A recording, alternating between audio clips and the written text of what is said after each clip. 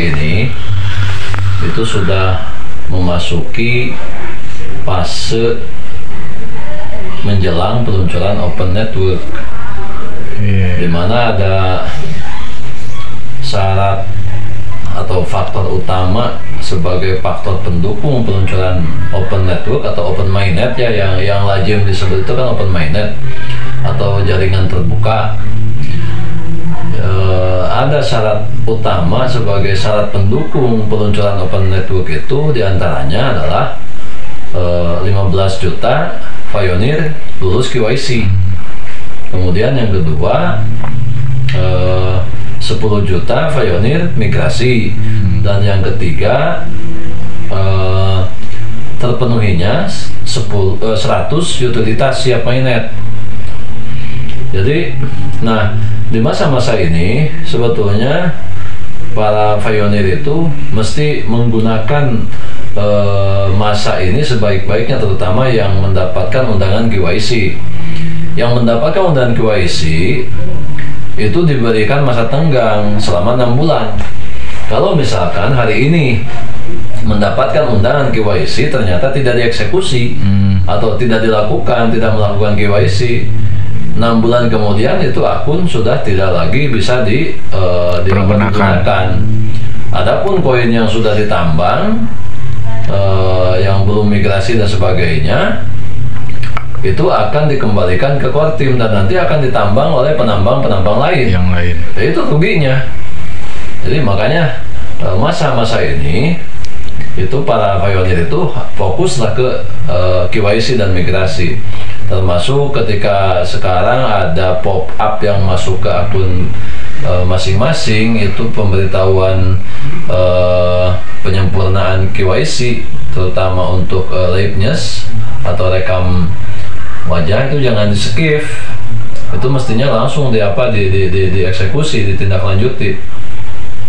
Kemudian penting juga bagi Payoneer itu sekarang mulai verifikasi akun, dari mulai telepon, nomor telepon. Pastikan nomor telepon itu harus harus terverifikasi. Kemudian jangan pernah hangus. Kemudian ada pilihan yang kedua, verifikasi akun Facebook. Itu juga sama pentingnya. Boleh nggak salah satunya? Boleh-boleh saja, tetapi dua-duanya juga penting. Nah, kemudian bagaimana ada pertanyaan, bagaimana ketika nomor telepon nomor tersebut sudah hangus atau hilang atau rusak dan tidak bisa digunakan? Sementara masih bisa mengajukan lewat bila menu utama di akun Pi Network. Di sana ada halaman dan dukungan. Di sana tinggal ajukan saja kendala atau permasalahan yang terjadi di kita. Misalnya masalahnya nomor HP, ya nomor telepon, tinggal ajukan. Misalnya redaksi usulannya di deskripsinya, mohon core team untuk mengganti nomor, sebutkan nomor awal diganti dengan nomor yang baru. Nomor yang barunya disebutkan, ditulis dengan alasan apakah hilang dan tidak bisa digunakan atau kena hacker, ya, sehingga rawan untuk digunakan. Nah, urusan nanti di ACC atau tidak, yang penting kita sudah mengajukan. Kemudian prasasti hari ini lagi-lagi masalah yang sering tanyakan itu masalah prasasti yang 24 kata itu untuk pembuatan akun wallet baru, dompet baru. Jangankan Payoneer lama mengganti prasasti yang baru, Payoneer baru saja hari ini tidak bisa membuat dompet baru. Ya, artinya masih belum membuat dompet, ternyata hari ini tidak bisa. Ini sekali lagi dalam situasi KYC dan migrasi secara massal. Kemudian sampai kapan ini? Ya nanti juga ada pemberitahuan dari core team, situasinya sudah normal kembali, semua akan berjalan seperti semula. Nah, ini pentingnya untuk prasasti. Kenapa prasasti itu lumayan sulit? Karena ini sebagai warning dari core team dan pengembang Pi Network bahwa jangan sampai menganggap mudah untuk pembuatan dompet baru atau mengambil prasasti. Sehingga dengan demikian nanti semua pioneer itu akan betul-betul merawat perasa sandi. Kalau bisa itu jangan hanya disimpan di perangkat lunak di Android, tapi kalau bisa di print out dari mulai username, kemudian nama, kemudian email, kemudian nomor HP, kemudian sandi, kemudian perasa sandi, alamat dompet, kemudian bisa ditambah ahli waris gitu. Dibuatkan dalam satu paper, dalam satu lembar, kemudian di print, kemudian dilaminating. Itu sebagai antisipasi menjaga perangkat lunak yang kita gunakan tiba-tiba hilang atau rusak atau hilang perasa sandinya atau gimana. Nah itu di antaranya.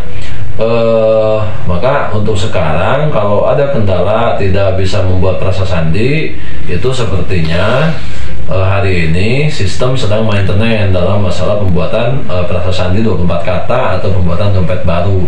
Kemudian yang kedua, ada juga pertanyaan mengenai KYC anak. Jadi untuk KYC anak, kalau sebelum-sebelumnya KYC anak itu masih bisa menggunakan cara lama, dimana saya juga sudah pernah membuat tutorialnya di channel Yasdar TV, pernah membuat untuk tutorial KYC anak. Tapi kalau untuk sekarang masih susah, itu sepertinya kita tinggal menunggu rilis prosedur terbaru untuk menyelesaikan verifikasi KYC anak. Yang jelas anak itu adalah yang berusia 18 tahun ke bawah, ya. Bagaimana kalau misalnya anaknya baru 1 tahun, apakah bisa? Bisa juga sama. Tapi yang digunakan bukan KTP, tapi kartu identitas anak atau KIA, ya. Kemudian ada juga kendala yang menyebabkan terjadinya kegagalan dalam KYC ataupun migrasi dan sebagainya. Itu hubungannya dengan perangkat yang kita miliki. Biasanya CIS-nya nggak dihapus, ya, nggak dibuang, nggak dibersihkan. CIS di tiap aplikasi itu kan kita cuma bisanya pakai saja, sementara sampahnya tidak dibuang, tidak dibersihkan. Kemudian settingan ponsel juga perlu. Misalkan kalau untuk liveness itu lihat untuk settingannya di settingan ponsel itu di bagian VPN itu DNS, ya, bukan VPN. Di DNS itu harusnya di setting DNS otomatis, jangan sampai DNS-nya mati atau DNS pribadi. Ini perlu untuk di cross check. Jadi ketika kita tahunya cuma kok kita nggak bisa KYC ya, kok kenapa kita gagal terus ya, ya barangkali periksa juga di perangkat ponsel itu sendiri. DNS-nya dilihat, kemudian CIS-nya, sampahnya dibersihkan apa tidak, kemudian aplikasinya aplikasi Pi Network, aplikasi Pi browsernya sudah diupdate atau tidak. Seperti Pi browser yang sekarang itu mesti harus diupdate ke versi 1.11, itu kan penting. Kemudian Google-nya juga harus diupdate, kemudian Google Chrome-nya diupdate, kemudian email, barangkali emailnya penuh dan sebagainya. Ini juga penting untuk diperhatikan supaya kendala-kendala yang terjadi sebetulnya nggak ada masalahnya cuma di perangkat. Nah ini kadang-kadang kenapa ya saya susah. Ini saya sering terjadi, beberapa orang dia tidak bisa menuntaskan KYC secara pribadi, hanya bisa dituntaskan dengan ponsel yang saya pakai. Itu ada beberapa yang bisa diselesaikan begitu. Makanya ketika ada sahabat-sahabat yang terkendala, tidak selesai sampai susah, tapi kita mungkin harus komunikasinya via WA biar bisa langsung berbicara langsung dan bisa bagi layar. Kemudian masalah itu juga harus lebih teliti kepada perangkat yang kita gunakan. Kemudian masalah yang lain yang berhubungan dengan referral, rujukan. Nah, dengan tim rujukan, itu kalau kita punya tim rujukan yang banyak, dipastikan kalau kita agak terkendala masalah migrasi, masalah KYC, itu disebabkan juga dari tim rujukan kita. Mungkin tim rujukan kita sudah tidak aktif atau tidak pernah aktif lagi, cuma aktif beberapa kali. Nah, mestinya tim rujukan yang kita rekrut itu mereka yang kompeten, yang konsisten untuk bermitra, untuk menjadi mitra Project Pi Network. Artinya selalu berusaha, selalu berupaya untuk komitmen untuk klik petir setiap hari. Karena ini serba salah kalau sudah jadi tim rujukan kita, kemudian ada daftar rujukan kita di akun kita, kita mau hapus juga nanti takutnya jadi masalah. Kalaupun kita tidak menghapusnya juga, itu menjadi kendala juga buat kita. Makanya kalau punya tim rujukan lebih daripada 1, 2, 3 orang, itu mesti harus ada komunikasi secara berkala supaya mereka meningkatkan intensitas untuk melakukan penambangan dan klik petir setiap hari. Sebenarnya nggak susah, 24 jam toh hanya 1 kali, dan tidak harus nggak datang gitu, tidak harus manteng itunya jaringan datanya cukup 1 kali klik petir itu akan otomatis lagi 24 jam.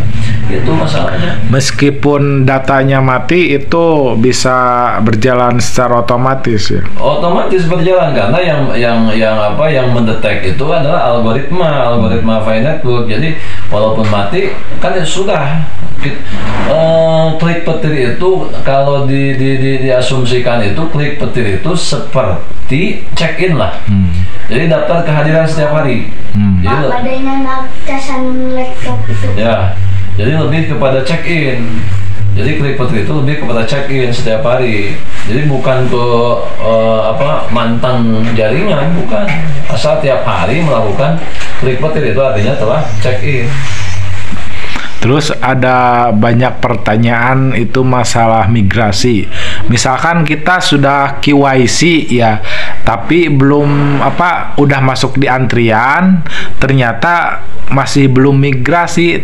Terus ada pemberitahuan di Kortim itu 184 hari. Apakah itu nanti koin kita bisa migrasi atau gimana itu? Pokoknya kembali kepada keadaan Pioneer. Pioneer yang aman itu adalah pertama syaratnya kontinuitas melakukan check-in atau klik petir setiap hari. Yang kedua, setelah ada undangan KYC, melakukan KYC, menyelesaikan KYC. Terserah Kortim lulus atau tidak, pending, tentatif dan sebagainya. Yang penting KYC-nya tidak ditolak. Kalau KYC-nya ditolak, merah, nah itu bermasalah dengan akun. Yang penting sudah menyelesaikan KYC, apakah di pending atau misalkan lulusnya tentatif, itu sudah aman. Walaupun belum migrasi. Kalau belum migrasi kita nggak bisa ngotot, karena kita belum migrasi, minta migrasi secepatnya nggak bisa. Itu aturannya kan sistem yang baca. Jadi artinya daftar antrian itu bukan 1, 2, ini puluhan juta. Jadi sekarang sebetulnya nggak ada masalah. Yang penting akun tetap aman. Setelah KYC nggak ada pemberitahuan ditolak. Kalaupun misalnya akunnya ditolak juga, sebenarnya masih bisa melakukan banding. Kalau kita mau banding, kemudian alasannya realistis atau rasional ya. Kalau misalnya nama akunnya tidak sesuai, lain, kemudian identitas KTP yang digunakan berbeda dengan nama akun, ya itu dipastikan nggak bisa. Itu makanya ketika sudah melakukan KYC, apalagi sudah masuk daftar antrian migrasi, itu nggak ada masalah. Hanya kita perlu waktu dan sabar aja menunggu, tidak masalah. Jadi akunnya aman dan tetap akan lulus.